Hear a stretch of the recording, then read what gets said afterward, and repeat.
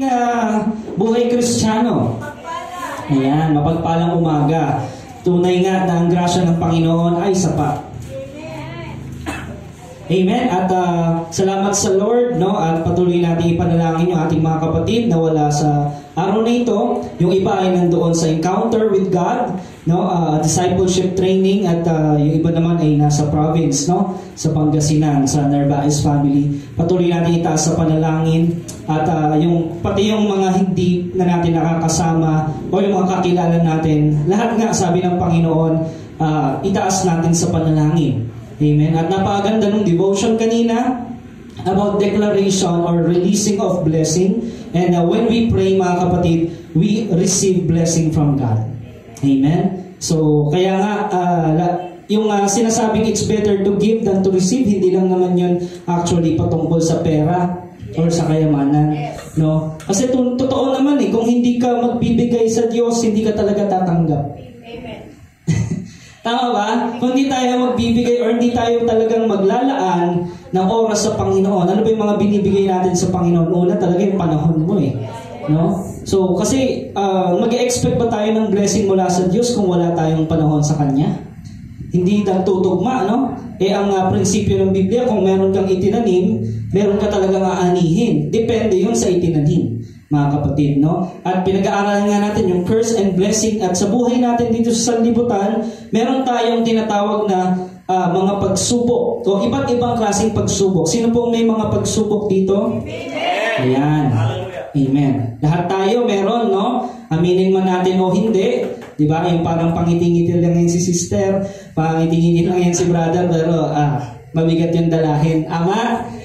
Pero dahil sa Panginoon, gumagaan yung ating talagang pakiramdam or ating puso. Bakit? Kasi andyan ang banal na Espiritu na tutulungan tayo. Amen. He is the helper. He is our Savior, mga kapatid, in all situation. Amen. So the greatest blessing talaga sa buhay natin ay yung relasyon natin sa Lord. Si Lord mismo ang pinaka-blessing sa buhay natin. Kasi yung tinatawalakay natin na blessing ito, it's more than material blessings, no? Kung hindi yung ating talagang Diyos sa buhay natin. Sabi sa Santiago chapter 1 verse 12, ang sabi dito, no? By the way, yung title natin is The Blessings of Trials, no? Basahin natin Santiago chapter 1 verse 12. Pinagpala ang taong nananatiling tapat sa kabila ng mga pagsubok, sapagkat matapos niyang malampasan ang pagsubok, tatanggap siya ng gantimpala ng buhay na ipinangako ng Panginoon sa mga umiibig sa Kanya. Amen. Palindalian mo tayong manalangin. Amang Diyos, makapangyarihan sa lahat na nasa langit, salamat po, Panginoon, sa pagkakataong ito, umagang ito, na 3 o 2 nagkatipon sa iyong pangalan. Alam namin na rito ka sa kalagitnaan at kumikilos sa aming buhay na umusap, Panginoon. At salamat, Panginoon, ngayon pa lang, pinapasalamatan na namin, Panginoon, ang mga kapahayagan na ipapahayag mo sa aming lahat sa umagang ito. Patuloy na ikaw ang maggabay at magbigay sa amin ng pangunawa sa aral mong ito, Lord God, at ikaw ang madakila, maitaas sa aming buhay. We give you honor and glory in Jesus' name. Amen. Ayan. Napakaganda po, mga kapatid, nang binasa natin about trials or about yung tinatawag na pagsubok. Amen. At alam natin, bawat isa sa atin, dumadaan sa pagsubok. Amen. Dumadaan lang, Baka naman tumatambay ka dyan. Amen. Ang kalooban pa ng Panginoon, magtagal tayo dun sa pagsubok o dumaan? Dumaan lang. Amen. Pero bakit sa Bible, katulad sa bayang Israel, tumagal? Okay? At syempre, disobedience. No? So yun ho talaga May mga inaalawang Lord para i-test tayo kung talagang magtitiwala tayo sa Kanya. Kasi po hindi naman basta-basta ibibigay ng Lord ang pagpapala sa iyo kung hindi ka katiwa-tiwala at hindi mo magagamit yon para sa kaluwalhatian niya. No? So kaya merong inaalaw na mga trials, and there is blessings in trials, mga kapatid. Sabi doon, pinagpala ang taong nananatiling tapat. Ayun. Papaano nalalaman ng Diyos na ang isang tao ay tapat? Sa pamamagitan ng pagsubok. Ayan. No? So kung ikaw ay susunod pa rin o hindi sa kabila ng sangkatutak na problema. Di ba? Problema sa pera, problema sa pamilya, sa trabaho, sa negosyo, problema sa lipunan. Meron ka pa problema sa kalusugan. Nananatili ka kayang tapat sa Diyos. Sabi, kapag ikaw ay nanatiling tapat, pinagpala ka, kapatid. No, you are blessed by the Lord. No? Nandiyan talagang may ebidensya na ikaw ay talagang anak ng Diyos. Dahil ang anak ng Diyos, kahit anumang sitwasyon, kahit saan mong lugar ilagay yan, maglilingkod at sasambayan sa Diyos. Mananatiling tapat yan. No? Hindi tayo humahabol sa pagpapala dahil alam natin tayo'y pinagpalang lubos na, mga kapatid. Ang ginagawa lang ng kaaway ay inaagaw yung katotohanan ngayon sa ating mga puso at tayo naman kung minsan ay naniniwala na hindi naman dapat. Anak ka na nga ng Diyos eh. Ibinigay na sa iyo ang banal na Espiritu. Ano po ang dapat natin gawin? Maging tapat tayo sa lahat ng bagay. Amen? So, kaya sa pamamagitan ng pagsubok, inaalaw ng Lord kung talagang tayo ay mananatiling tapat o tayo ba ay tatalikod sa Kanya o ang mga choice ba natin ay maging kalooban niya o hindi. No? Yun ang pang-testing ng Lord sa atin eh. Sabi doon, sapagkat matapos niyang malampasan ang pagsubok, tatanggap siya ng pagpapala o gantimpala. No? Parehas yan eh. Pagpapala o gantimpala ng buhay na ipinangako ng Panginoon sa mga umiibig sa Kanya. Para kanino ho itong pangakong ito? Yan. Sa mga umiibig sa Diyos. Paano mong masasabi ang mahal mo ang Diyos? Kapag dumaan ka sa pagsubok at nanatili kang sumusunod tapat sa Kanya. Doon mo na ipapakita na mahal mo talaga ang Diyos. Pero kung ikaw ay tumalikod dahil sa tindi ng pagsubok, ano ba yan? Christian kami. Christian family kami. Bakit ganito nangyayari sa amin? Ayoko na. Ganun lang din naman pala eh. So, makikipag-compromise na ako sa mundo. Ganun po ba yan, mga kapatid? Ganun ba kaliit ang pananampalataya mo? No? Sabi ng Panginoon sa kanyang mga disciples, where is your faith? You, oh, little faith. Kasi sinubukan sila eh. Literal na may dumating na malalaking alon. Literal na may dumating na bagyo. Malakas na hangin. Anong sabi ng mga disciples? Nagpanik sila. No? Panik sila eh. Sino dito yung nagpapanik? May panic attack. Ayan. Inhale. Inhale muna. Hinga muna kapatid. Relax muna. Diba? In the presence of God. Diba? Don't rush things. Huwag kang magmadali. Bulay-bulayin, magnilay-nilay, magbulay-bulay ka sa salita ng Diyos. Ano ba ang position natin sa buhay at ano ba? Gaano ba natin pinagkakatiwalaan ang Panginoon? Amen? Madalas sa ating buhay, tayo ay dumadaan ng tinatawag na suffering or difficult season. Yan. Difficult season. Pag sinabing season or panahon, kapanahunan, natatapos ba yun? Natatapos yun. Season nga eh. Season 1, Season 2, Season 3. Tama? So, ibig sabihin, hindi yan permanente. Good news, kapatid. News flash. Ang problema mo, temporary lang. Hindi permanente. Ilipas din yan. Huwag kang masyadong nakalugmok dyan. Huwag yung mukha mo, mukha ka ng problema. Although talagang maraming problema, pero ano ang dapat nating pagmasdan? Ang kagandahan at kabutihan ng Diyos. Behold His goodness. Amen, mga kapatid. Nang sa gayon, mag-reflect sa ating pagkatao yun and we can be a blessing despite of trials ng buhay natin. Ay, Pastor, hindi mo na kami makakapaglingkod sa Diyos ngayon. Napakatindi ng aming pagsubok eh. Ganun ba yun? Wala akong pa kaming time ngayon na maglingkod kasi grabe yung pagsubok sa buhay namin. Wait lang ayusin muna namin to, tapos balik na lang kami ulit. Ganun ba yun, mga kapatid? No? We can't see the forest for the trees. Halimbawa, kapatid, alam mo na ba kung anong meron doon sa kagubatan kung hindi mo dadaanan? Kung puno lang yung nakikita mo, makikita mo ba yung bunga sa malayuan? Hindi. No? Minsan kasi, mga kapatid, nag-a-assume tayo ng mga bagay na hindi pa man nangyayari. Pinadadagdagan lang natin yung bigat. No? Kumbaga sa modern na salita, sinasabi, asyumero. Bakit asyumero? Hindi pa naman nangyayari. Sinabi mo na ganito, ganyan. Diba? Nakagat ka lang ng langgam, cancer na agad. Ina-assume mo na agad na napakalaki ng problemang ito. Asan ang ating pagtitiwala? Nasaan ang ating pananampalataya? Diba? Yes, we are all guilty of that. Tama? Minsan na tayong nag-assume. Minsan na tayong nag-akala. Marami tayong maling haka-haka at maraming akalang pagkakamali. Tama, mga kapatid? Nakakapagpadagdag ng bigat. No? Pero ang sabi ni Santiago, diba? In-urge niya talaga yung mga tao to open your eyes. Sabihin mo sa katabi mo, open your eyes.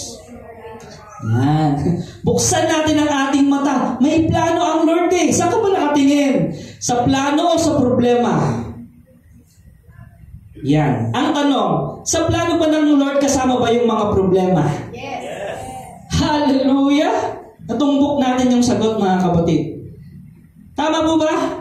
Sa plano ng Diyos, dadaan ka sa mga pagsubok, sa mga problema. Malalaman mo na nasa plano ka ng Diyos kung talagang nagtitiwala ka sa Kanya sa kabila ng mga problema.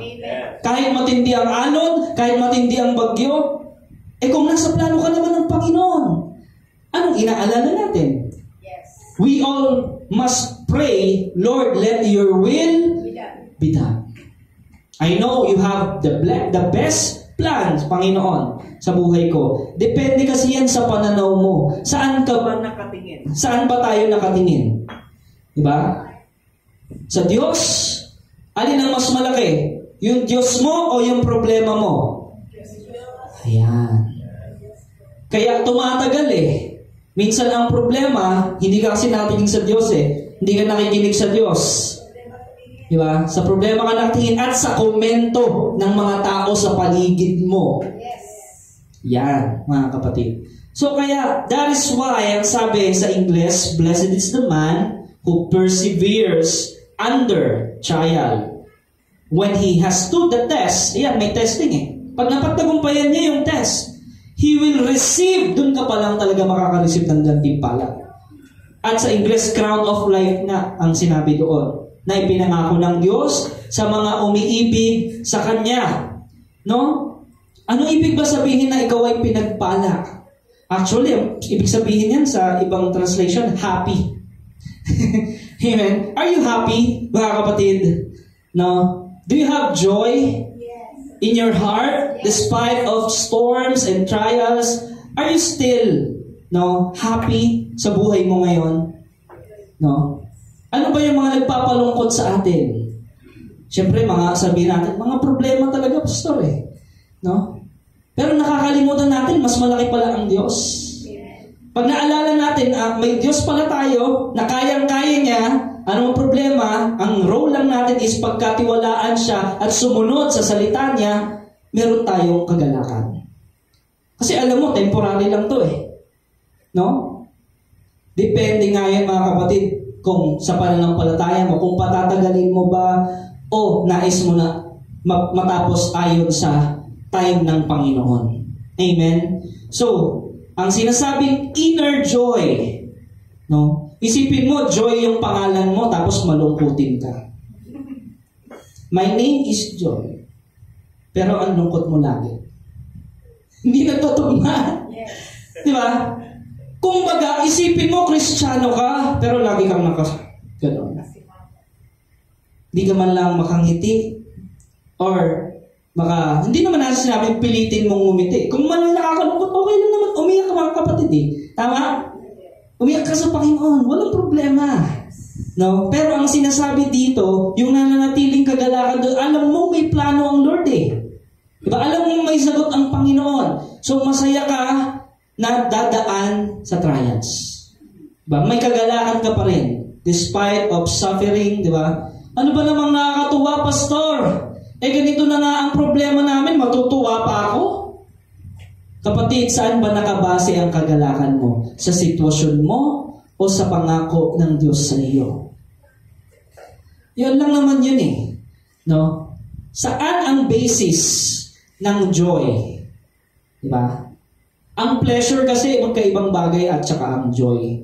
Ang pleasure kasi, sa mundo yan, gusto ng laman. Pero pag sinabing joy in the Lord, rejoice in the Lord, you have a joy in your heart in the Lord because of His Word, because of His promises, na kahit si Silas at si Apostle Paul nakatalikala, bugbog sarado, at para bang kamatayan na nila, katapusan na ng buhay nila, umaawit pa rin sila sa Panginoon ng may kagalakan.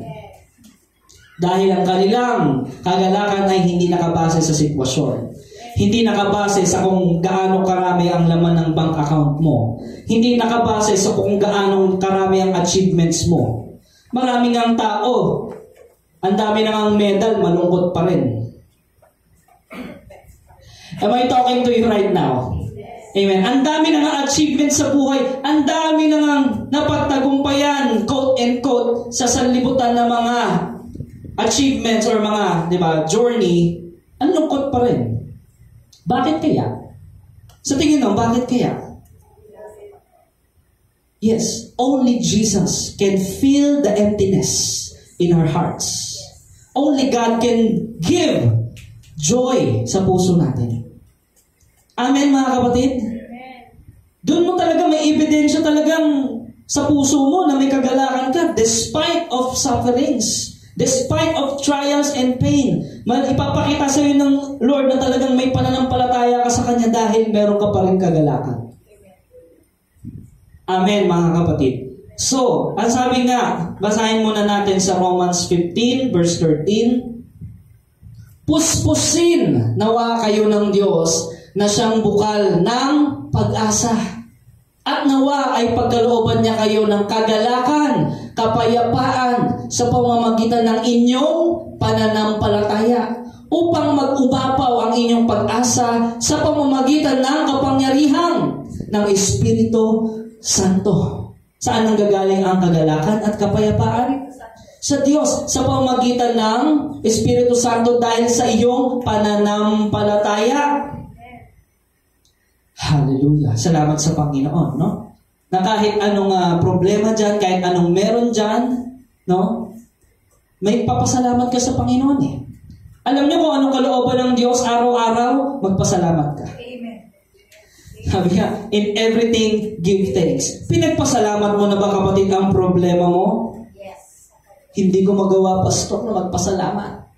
Dahil sobrang pangit ng nangyayari sa akin. No? Bakit ka magpapasalamat sa pagsubok? Dahil alam mo, kasama yun sa plano ng Diyos. Lord, salamat sa daraanan ko pagsubok na ito. I know may purpose ito. And one of this purpose is to grow my faith. Diba? Is to grow my relationship sa iyo. Amen? So kaya nga, puspusin nawa kayo ng Diyos na siyang bukal ng pag-asa.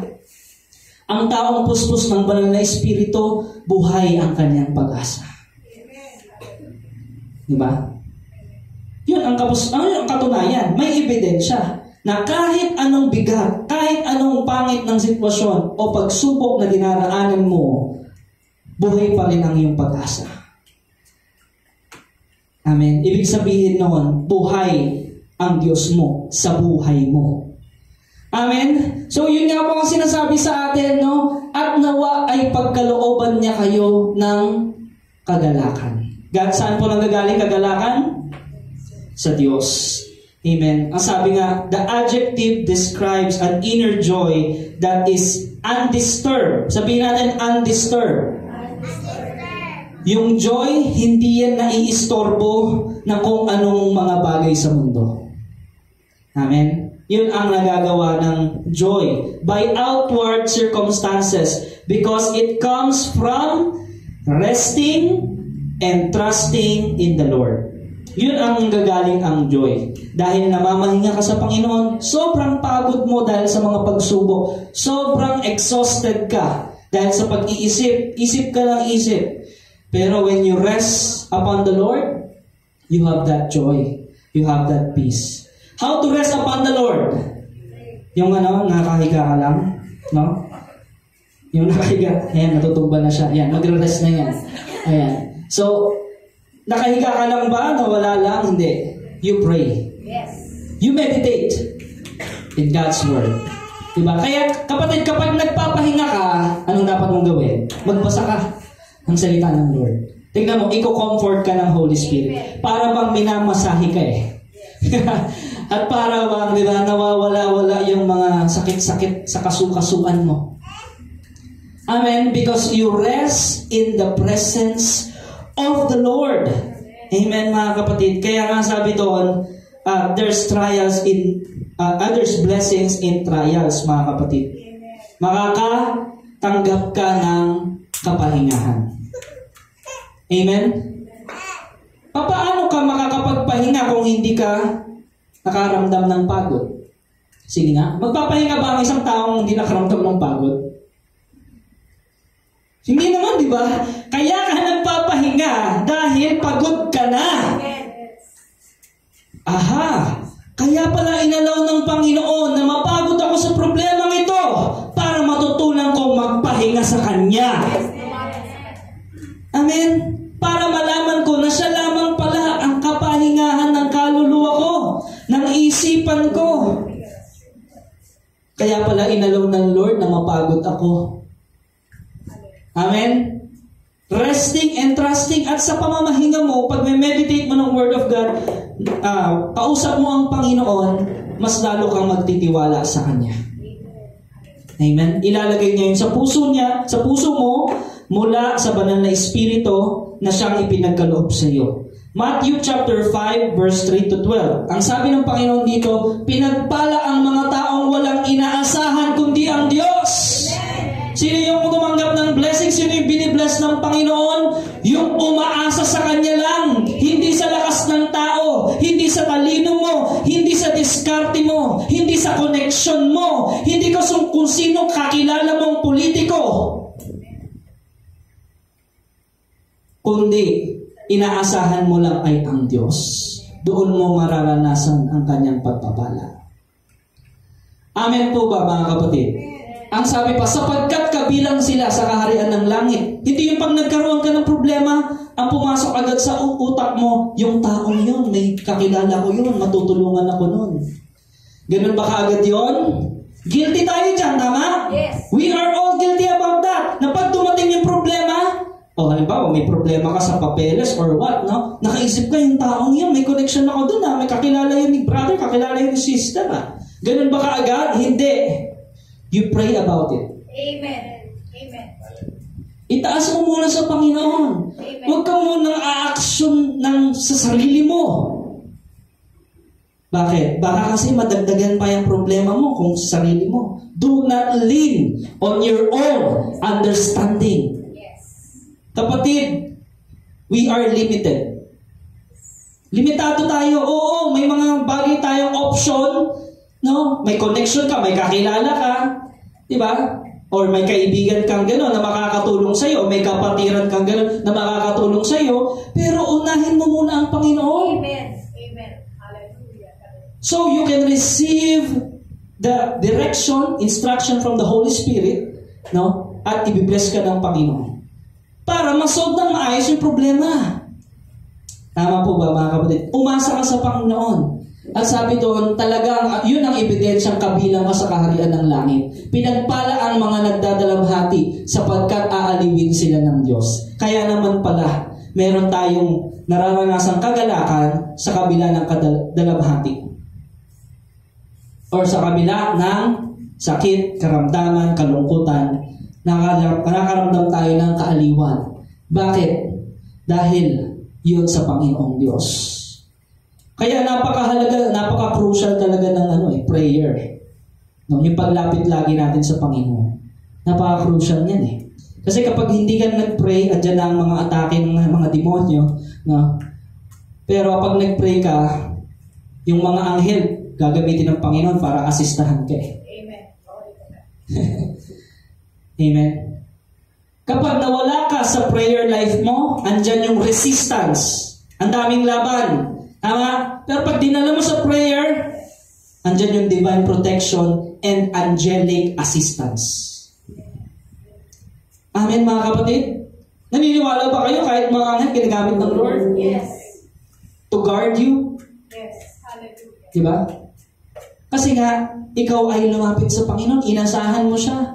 Diba, sa kabila ng dalabhati mo, inasahan mo siya, pinagkatiwalaan mo siya. Yun ang pagpapala sa iyo ng Panginoon. Guidance, protection. No? Pinagpala ang mga mapagkumbaba sapagkat mamanahin nila ang daigdig. Hallelujah. No? Gantimpala ng Panginoon, you will reign with God. No? You will be glorified with God. Kaya pala ang title ng Panginoong Jesus, King of Kings. Lord of Lords. Bakit? Dahil sa kanyang kaharian, meron siyang mga itinalagaling mga hari at mga Panginoon. Tama ba mga kapatid? Yun ang sinasabi. Sabi pa nga ng Panginoon sa mga Hudyo, hindi ba tinatawag ninyong Panginoon ang mga tao, mga hari? Diba? Ganyan. Bakit niyo ako inaatake agad? Bakit masyado kayong affected kapag nangangaral ako? Sabi ng Panginoon. No? Na pinaparatangan siya na kung ano ng mga bagay. Sinasabi lang naman niya yung katotohanan. Next verse. Pinagpala ang may matinding hangarin na sumunod sa kalooban ng Diyos sapagkat sila'y bibigyan kasiyahan ng Panginoon. Amen? Sa obedience talaga, there's always a blessings eh. Pag nag-obey ka mga kapatid, talagang andyan ang guidance, andyan ang provision ng Panginoon. Pero ang disobedience, alam nyo ba, magastos. It will cost you a lot. Naalala nyo si Jonas? Ang layo-layo ng Tarshish eh. Kaysa dun sa Ninive eh. Gumastos siya, diba, para lang makalayo sa Diyos. Akala niya makakalayo siya sa Diyos. Diba?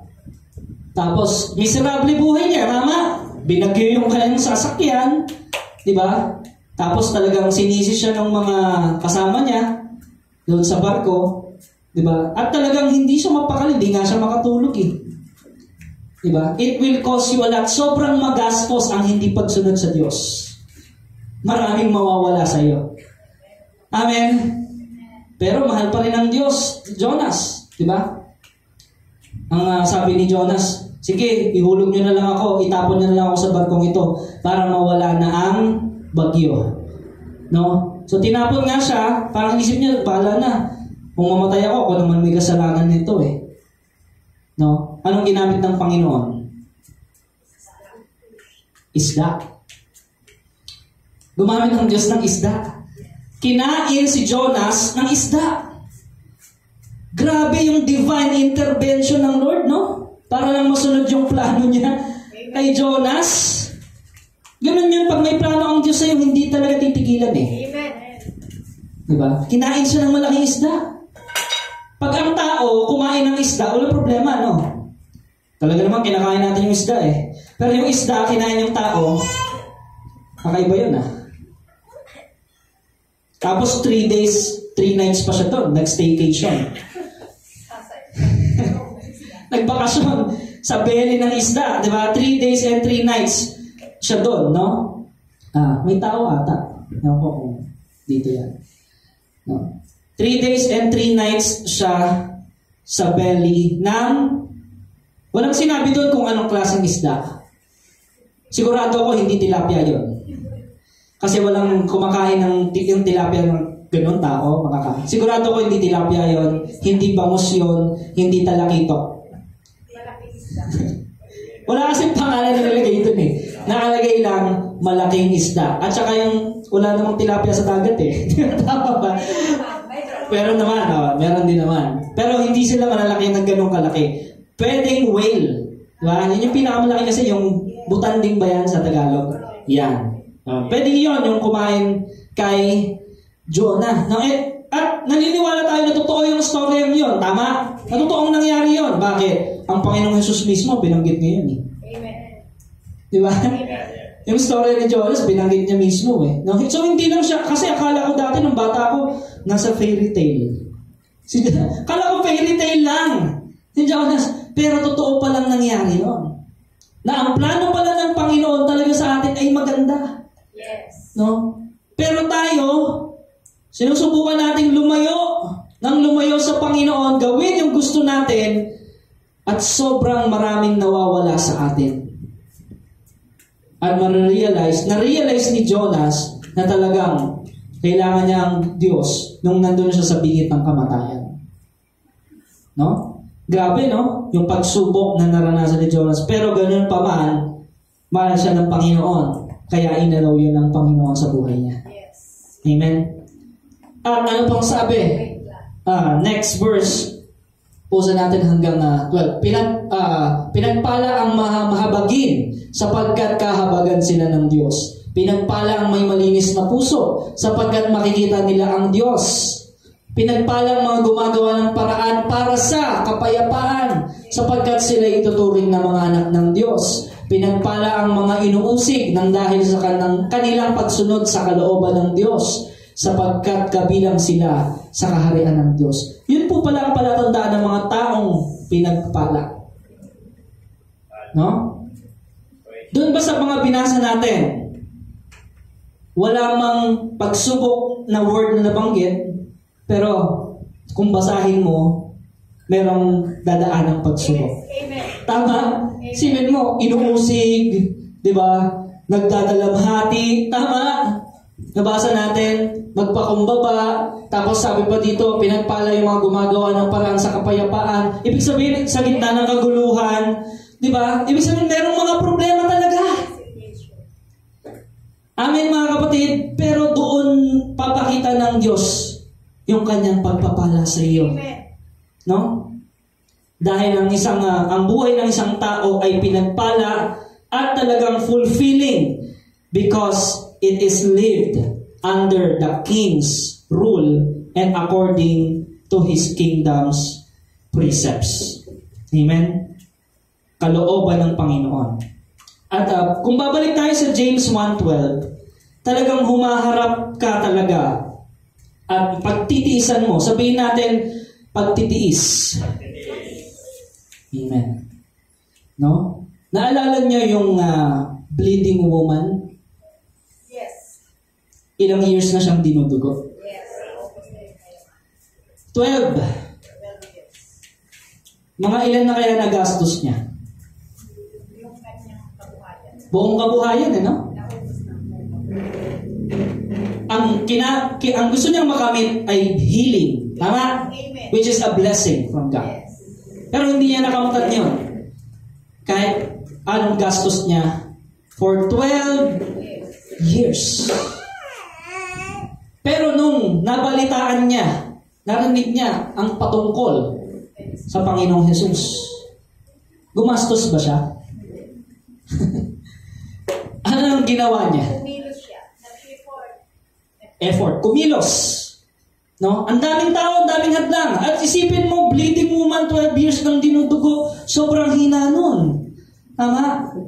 Ang napipicture out natin dyan, gumapang siya papunta sa Panginoon. Yes. Yun ang picture niya. He crawled to get blessing from God. At ang sabi ng Panginoon sa kanya, pinagaling ka ng iyong pananampalataya. Para makamtan mo yung healing, para makamtan mo yung blessing, meron ka dapat effort. Yes. Meron ka dapat talagang yung matindi. Di ba binasa natin kanina? Talagang matinding pagsunod. Literally sinundan niya si Jesus yung yapak Yes. At gumapang siya para lang masundan si Jesus. Dahil sobrang crowded. Kapatid, sa buhay mo pa ngayon, sobrang crowded.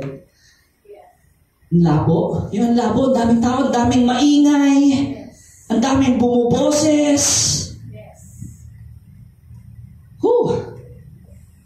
Pero yung perspective, yung pananaw ng babae ay na kay Jesus. Wala siyang pakialam kung gaano karaming tao yan. Wala siyang pakialam kung anong komento ng iba. Basta malapitan ako, lalapit ako kay Jesus. Yun ang kanyang goal. Kapatid, nakapag-effort na ba tayo ng gano'n para lumapit sa Panginoon? No? Minsan, di ba, mag-i-invite tayo. Ang lapit lang ng church, no? Walking distance lang. Busy. Di ba? Tapos mag-i-expect ka ng blessing. Kapatid, medyo malayo yun sa tinuturo ng Panginoon. Pero, ganun pa man kapatid, ipag-pray natin, huwag tayong manghinawa. Dahil yun nga ang role natin yung Great Commission natin, maging blessing tayo sa ibang tao. Kahit ilang beses nilang i-reject si Jesus, darating at darating ang panahon. No? Kahit umabot pa yan ng 12 years. Kasi nga, in-exhaust niya na yung kanyang mga option. At yung last option niya, si Jesus, yun. Doon niya nalalaman na talagang dapat pala talaga ang Diyos ay unahin. Amen? So si Santiago, hindi niya sinasabi na kapag nakapag-experience ka ng pagsubok, ay blessing na kaagad. Ito, makinig kayo mabuti. Hindi porket may pagsubok ka, blessing na kaagad. No? Hindi niya sinasabi yon. Ang sinasabi niya, it is steadfast endurance through the ordeal that brings God's blessed gift. No? So, ibig sabihin mga kapatid, doon natitesting. Hindi naman agad blessing Testing muna Amen. Yeah. Amen mga kapatid. Testing muna, yung endurance, yung pagtitiis. Tuturuan ka muna ng Panginoon ng pagtitiis. At alam nyo ba kapag natuto kang magtiis, ay ang laking blessing niya. Yung mga anak natin, yung mga apo, kapag naturuan mo yan magtiis, sa kahit anong hirap, wala kang aalalahanin dyan. Bakit? Pinagtibay na yan. Naturuan na yan. Na-disciple na yan. Marunong na yan magtiis. At napakalaking blessing sa isang tao na matutunan niyang magtiis. Amen, mga kapatid. Kasi kung ikaw, hindi ka matututong magtiis, kaunting lagapak ka na. Wala kang training Wala kang discipline Kaya pala inaalaw ng Panginoon yung mga hardship and sufferings. No? To train us, to build our faith. 2 Timothy 4:8. Kaya naghihintay sa akin, sabi doon, ang koronang gantimpala para sa mga namuhay ayon sa kalooban ng Diyos. Sa araw na iyon, ang Panginoon ang siyang makatarungang hukom, ang siyang magpuputong sa akin ng korona, hindi lamang sa akin, kundi sa lahat ng nananapig sa kanyang pagbabalik. Amen? So talagang merong gantimpala ang Panginoon At itong blessing na ito, panghabang buhay ito, mga kapatid. Isipin mo, corona yung bibigay sa'yo ng Panginoon. Authority, eternal treasures. Walang kasing halaga yun, mga kapatid. At habang buhay na magkakaroon ka ng gantimpala, eternity. Amen? Na meron kang treasures na yun. Kasi dito, mga kapatid, ano ba ang average na buhay ng tao? 70. Di ba? Basa natin 70. Beyond 70, bonus na talaga No? So, ibig sabihin mga kapatid, napakaikli lang talaga ng buhay ng tao. Isipin mo, in 4 months, 2025 na. Hello, Burmans.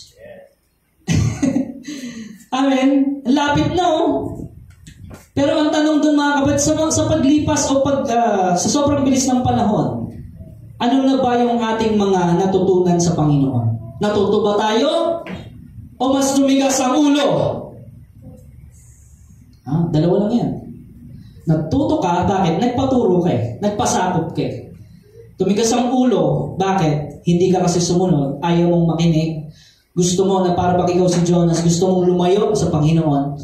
At sobrang maraming mawawala sa iyo, kapatid. No? Kasi wala namang talagang pagsisisihan pag sumunod ka sa Panginoon eh. Tama ba? Yes. Pagpapala. There's no regrets. Wala talaga. Pero kung minsan ayaw lang natin talaga kasi nga hindi yun yung gusto natin. No?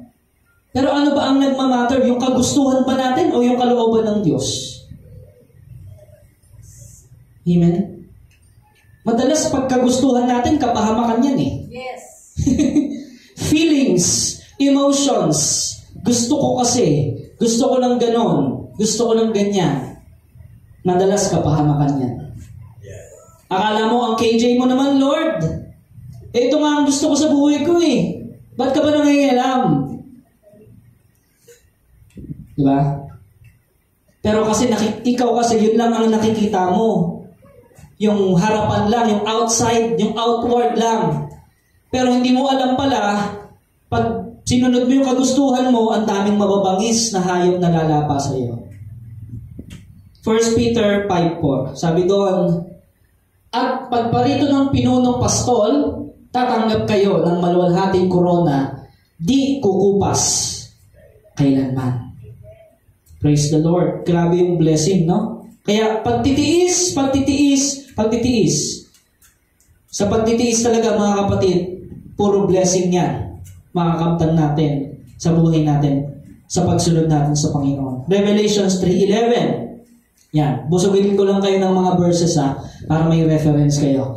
Darating ako sa lalong madaling panahon, kaya't ingatan mo kung ano ang nasa iyo upang hindi maagaw ninuman ang iyong gantimpala. Meron pala tayong gagawin.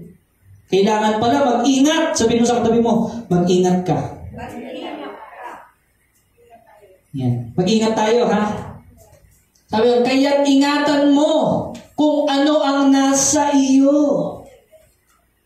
Nagkalooban ka ng buhay na walang hanggan, nagkalooban ka, di ba, ng pagpapalan ng Panginoon.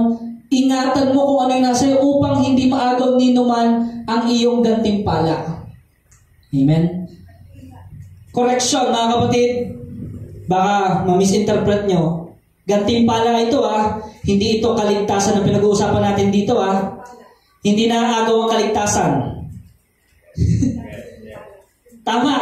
Ano yung naaagaw? Yung gantimpala. Oo nga, ligtas ka. Nasa eternal life ka. Kaso, wala. Zero. Wala kang kahit katiting na treasure. Sayang, di ba? Sabi nila, pastor, life is short. Life is short. Gawin na natin yung natin. Mag-ginuma na tayo dito. Diba? Mag-sayang na tayo. Party-party na tayo dito. Sa mundo, life is short. Tama naman life is short. But eternity is long. Naisip mo ba yun? Pangwalang hanggan yun. Yes. Diba? Kung ang pangwalang hanggan mo separation from God. O kung ang pangwalang hanggan mo wala kang gantimpalang matatanggap. Kawawa. Diba? Sobrang sayang, mga kapatid. No? Kaya nga doon sa Revelation, mayroong gnashing of teeth because of their frustration. Na parang, sayang. Sana pala nakinig ako. Diba? Sana pala tinanggap ko yung disiplina. Sana pala nagtiis ako. Sana pala nakinig ako sa Diyos. Andun na yung mga panghihinayang. Pero, yun nga, dahil huli na yun ang lahat. Amen? So, Revelations 2:10, mga kapatid. Huwag kang matakot sa mga pag-uusig na malapit mo ng danasin. Makinig ka. Ipabibilanggo ng Diablo ang ilan sa inyo bilang pagsubok. Magdurusa kayo sa loob ng 10 araw. Manatili kang tapat hanggang kamatayan at gagantimpalaan kita ng korona ng buhay. Amen. So, merong mga persecution. Ang Panginoong Jesus mismo nakatanggap niyan. Pero nagtiis siya. Sinong dapat nating tularan, mga kapatid? Ang Panginoong Jesus. No? ang blessing na ating natatamo sa mga trials na ito ay hindi lamang para pang future, no? Kung hindi, pwede rin ngayon. Pwede ba natin matanggap ang blessing ngayon? Pwede ba tayong magkaroon ng enjoyment sa puso at sa buhay natin ngayon? Yes! Gusto nga, hindi nga kalooban ng Lord yung suffering eh. Ito, kapatid. Hindi kalooban ng Lord ang suffering. No? Hindi niya kalooban yan. Pero inaalaw niya yan. No? Hindi niya kalooban yan, pero inaalaw niya yun. Ulitin ko, ang suffering, hindi iyan kalooban ng Diyos. Parusa, hindi iyan kalooban ng Diyos. Pero inalaw niya. Para matuto ka. Amen. Para malaman mo na siya lamang talaga ang pag-asa. Amen. Amen? So, sabi nga, James 1:2-4, basahin natin. Mga kapatid, magalak kayo kapag kayo'y dumaranas ng iba't ibang uri ng pagsubok. Dapat ninyong malaman na nagiging matatag ang inyong pananampalataya sa pamamagitan ng pagsubok at dapat kayong magpakatatag hanggang wakas upang kayo'y maging ganap at walang pagkukulang. Amen. So kaya sabi, when troubles of any kind come your way, consider it an opportunity for great joy. Sa kabila ng matindi at iba't ibang klaseng trials, magkakaroon mo tayo ng dakilang kagalakan mula sa Panginoon. Amen? So, at yun ang nagpapatibay sa ating pananampalataya. Hebrews 2:10. Sa loob ng maikling panahon, dinisiplina tayo ng ating mga magulang para sa ating ikabubuti. Gayon din naman, tinutuwid tayo ng Diyos sa ikabubuti natin upang tayo'y maging banal tulad niya. Ayun palang purpose ng pagdidisiplina. Para tayo'y maging banal na tulad niya. Hindi natin kayang pabanalin yung sarili natin. Ang Diyos ang gagawa niyan at kasama dyan yung pagdidisiplina. Amen, mga kapatid. So, kaya ang sabi, discipline is unpleasant. Sabi sa verse 11, habang tayo tinutuwid, hindi tayo natutuwa. Tama? Kundi naghihinagpis. Ngunit pagkatapos nyon, mararanasan natin ang kapayapaang bunga ng pagsasanay sa matuwid na pamumuhay. Ano ang bunga ng pagtitiis? Matuwid na pamumuhay. According to the will of God. Kung gusto natin makamtan o maranasan ang will of God, magpadisiplina tayo. So, na kanino? Ang pagpapatagal o pagpapadali, sabi kasi doon, maikli. Sabi sa verse 10. Atras tayo, verse 10. Sa loob ng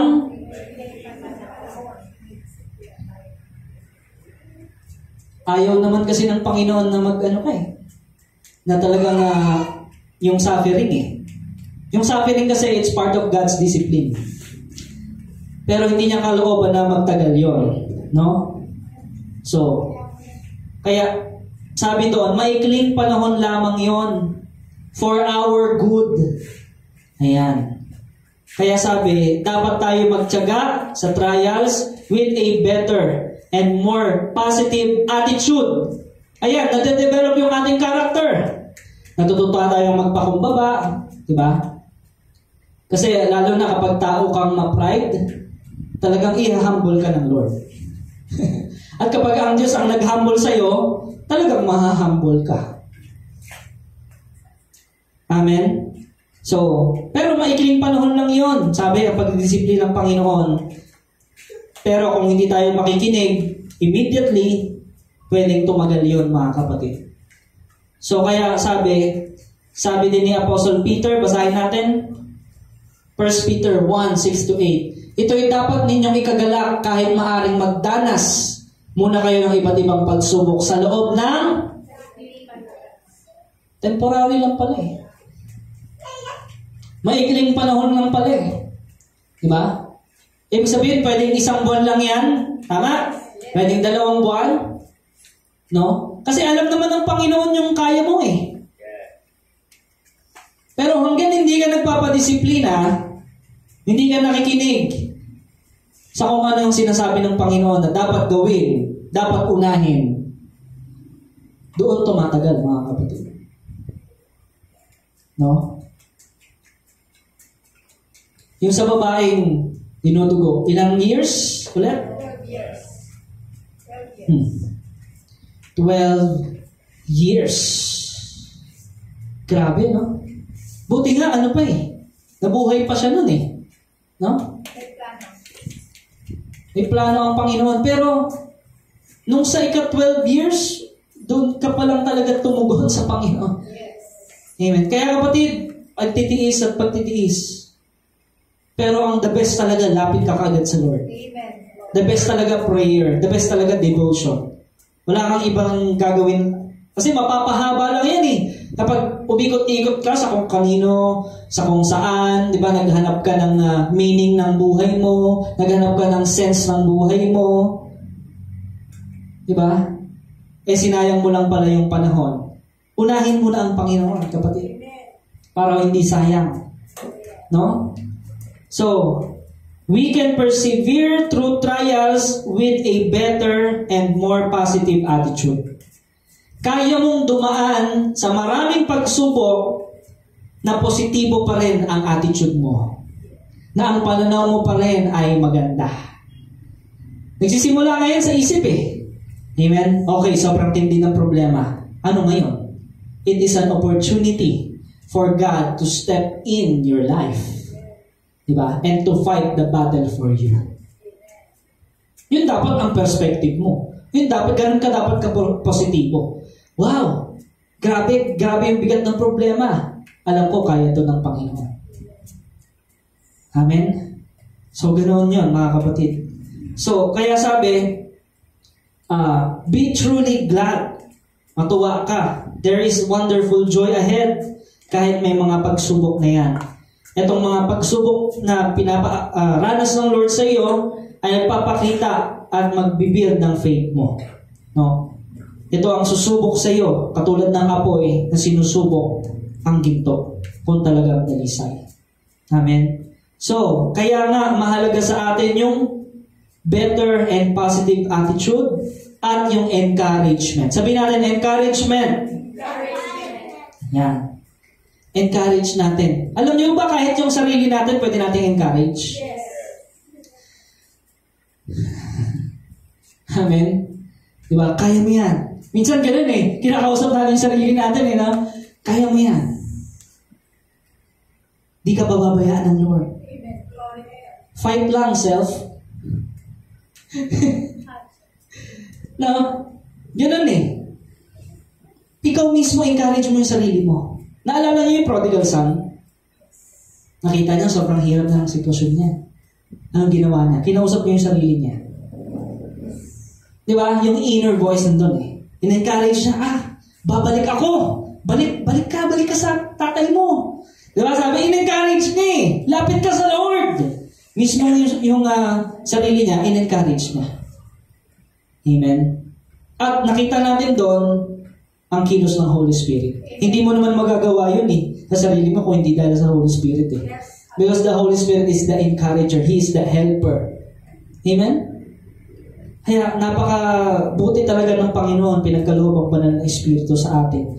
No? Ini-encourage ni Apostle Paul na kung dumaan tayo ng mga troubles, hardships, calamities, ayan, yung sino na nakaranas sa ating na masunugan, o talagang malindol, no? O talagang, di ba? Nakita niyo yung ibang, sa internet, may nakita ko, lumubog talaga yung bahay. Alam niyo yun? Yung katabi ng ilog, talagang wasak. Wash out. Yung iba, na-wash out ng tsunami, nasunugan. Tayo nga, hindi pa natin naranasan yun, tama? Oh, kapatid, di ba? Kapit tayo sa Panginoon. Encourage natin ang isa't isa. No?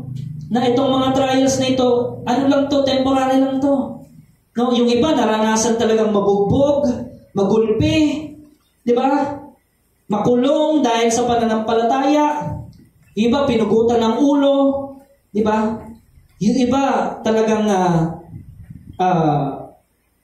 humarap sila sa mga bagay na matitindi, na exhaust sila. Sleepless nights, di ba? Taggutom, ganyan. Siguro yung taggutom, marami nakaranas sa atin. Tama? Taggutom? Gutom na ba kayo? Hindi pa yung taggutom kung nagugutom ka. Iba yung sinasabi ko. Iba yung sinasabi kong taggutom. No? Baka ay, gugutom na ako, trials to. Grabe, pastor, ang hirap palang magutom. Hindi pa yan yun. Diba? Baka kung konting gutom lang, reklamo ka na ng reklamo agad. Ay, nako. Wala kang pagtitiis pala, kapatid. No? So, taggutom, ganyan, sleepless nights, di ba? Hindi ka makatulog sa gabi. Naranasan natin yan. No? At doon talaga mangungusap sa iyo ang Lord. Yes. Hallelujah. Anak, halika, ano bang problema? Ba't ayaw mo bang sabihin sa akin? Ba't ayaw mo bang ipagkatiwala sa akin? Minsan ganun talaga no? Pinipilit natin sa sarili natin Di ba? So, kaya, focus your heart unto God, no? Do not lean on your own understanding, sabi nga. Trust in the Lord with all your heart, no? And the Holy Spirit will move in your life, no? We faithfully preach the truth, sabi ng Apostle Paul, 2 Corinthians 6:4-7. Sa halip sa lahat ng paraan, sinisikap naming ipakita ang aming katapatan bilang mga lingkod ng Diyos. Kami matyagang nagtiis sa lahat ng uri ng kahirapan, kapighatian at kagipitan. Ayan. Naranasan ni Apostle Paul yan. 3 beses nga nawasak yung barkong sinasakyan niya Nakaranas na ba kayong gano'n? Wala pa sa ating gano'n, di ba? Kami hinagupit. Binugbog siya. Tinulong pa nga sila ni Silas Binalanggo, binugbog. Naranasan namin magtrabaho ng labis. Di ba? Yung talagang overwork, over-fatigue, mapuyat at magutom. Grabe yung naranasan nila. Namuhay kami ng malinis. May kaalaman, pagtitiis, kabutihan dahil sa patnubay ng Espiritu Santo. Tunay na pag-ibig, tapat na pananalita at kapangyarihan ng Diyos. Ang pagiging matuwid ang siya naming sandatang panlaban at panangga. Ano ang sandatang panlaban at panangga? Yung matuwid na pamumuhay. Hindi ka magko-compromise. Hindi ka, di ba? Sabi ni Apostle Paul, kung ano mang yung mga kahirapan na yun, mga kagipitan na yun, naranasan nila, ang patnubay ng banal na Espiritu ang kanila lamang inaasahan. Yes. Hallelujah. Wala silang inasahan kundi ang Diyos. No? So, kaya napakahalaga mga kapatid, yung tayo ay may pagtitiis, blessing yan, pagtitiwala sa Diyos, di ba? Katapatan sa Diyos, yung pananampalataya natin sa Diyos, dapat laging nariyan yan. Hindi yan nawawala. Paano hindi yan mawawala? Dapat consistent ka, yung intention mo laging araw-araw na sumamba sa Panginoon. Manalangin at sumampalataya sa Panginoon. Magpasalamat palagi sa Panginoon. Habang tayo maraming struggle, mga kapatid, maraming pagsubok dito sa mundo, remember our Creator, mga kapatid. Remember Jesus was crucified on the cross. Wala pa ni isa sa ating nakaranas noon. Tama? Wala pang ni isa sa ating nakaranas ng latiguhin na labas na yung buto hanggang sa lumabas yung buto ng katawan mo. Wala pang nakaranas sa atin noon. Wala pang nakaranas sa atin, di ba? Na yung lagyan ng koronang tinik, yung ulo natin at bugbugin, at duraan, at laitin, alimurahin, at ibilad sa kahihiyan. Wala pang nakaranas sa atin noon. Yes. Dinanas yung lahat ng Panginoon para ipatunayan sa atin talagang mahal tayo ng Diyos. Amen, mga kapatid. Ngayon, ano ang dapat o ano ang proper response natin sa ginawa ng Diyos sa atin?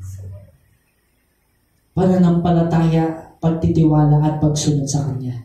That whatever happens in our surroundings, whatever happens in your life, susunod at maglilingkod ka pa rin sa Diyos. Dahil yan ang purpose nating lahat. Nilikha tayo sadyang para sa Kanya at tanging para sa Kanya lamang. Palakpakan natin ang Diyos na buhay. Thank you, Jesus. Blessed is the man who perseveres under trial. Kapatid, remember, God is at work. He is the miracle worker, promise keeper. Hindi siya nagsisinungaling. Kung tayo may pagtitiis, pagsunod sa Kanya, makakamtan natin ang pangako ng Diyos. He is at work. Hindi siya natutulog. Hindi napapagod ang Diyos. He is still working behind the scenes. Yung mga bagay kahit di natin nakikita, nagtatrabaho ang Diyos, pinoprotektahan ka ng Diyos, dinedirektahan ka ng Panginoon. His grace is sufficient at binibigyan ka niya ng strength. Binibuild niya ang character mo. Tinuturuan ka niya sa pamamagitan ng disiplina para magkaroon ka ng blessing. Amen. At yung divine protection, provision, lahat yan ay biyaya at grasya lamang ng Diyos sa ating buhay. He leads us toward the ultimate blessing. And the ultimate blessing is to be with Him with a crown of life in eternal life. Hallelujah. Salamat sa Panginoon. Yan po ang mensahe sa umagang ito, mga kapatid. And God wants us to be united in prayer right now. Can we all stand, mga kapatid? Yes. And as we pray, as we worship the Lord, can you raise your right hand, or you can raise your two hands unto God, unto the heavens, no? As a symbol of surrender, as a symbol of trusting the Lord, as a symbol acknowledging the power of God in your life. Na Lord, mas malaki ka kasi sa problema ko. No? Declare right now, Lord, You are my King. Lord Jesus, You are my Savior. Lord Jesus, You are my healer. Lord God, patawarin mo kami, Panginoon, kung inuna namin yung mga option naming alam dito sa sanlibutan kaysa Ikaw. Lord, patawarin mo po kami, Panginoon. Salamat, Panginoon, dahil sa kabila ng katigasan ng ulo namin, nananatili kang umiibig sa amin. Sa pamamagitan ng pagdisiplina, inaalaw mo ang mga suffering, nang sa gayon malaman namin na Ikaw lamang ang aming buhay na pag-asa. Salamat, Panginoon. Lord, sa mga sitwasyon ng buhay namin ngayon, pinagpapasalamat namin na lubos sa inyo. Salamat, Lord. We know You have the best plans for us. We know You are in control. We know You are in charge, Panginoon. Hindi sa amin ang buhay na ito, kundi sa Iyo. Lord God, Panginoon, paalalahanan mo ang bawat isa sa amin ng aming purpose. Na ang aming purpose is to glorify Your name in everything we do. Na ang aming purpose ay magbigay, magdala ng kapurihan, kalwalhatian sa iyo, Panginoon, sa iyong pangalan. Lord, maraming salamat. Salamat, Panginoon. Minahal mo kami sa kabila ng aming karumihan. Lord, continue to sanctify us and purify us, Lord God. Thank You for Your love. Your love endures forever, Lord. Your goodness and Your mercy. There's none like You, Jesus. Hallelujah. Thank You, Lord. We sing this song from our hearts. At patuloy kang manalangin, kapatid. Kinakausap ka ngayon ng Panginoon. Meron kang mga dapat pang itaas sa Kanya. As we sing this song. Kahit kailan di ka nagkulang, biyaya mo sa amin laging laan. Pag-ibig. Sige, kapatid. Lift up your hearts to God. Pray. You pray and give Him thanks. And trust everything in the hands of God. Surrender. Hallelujah.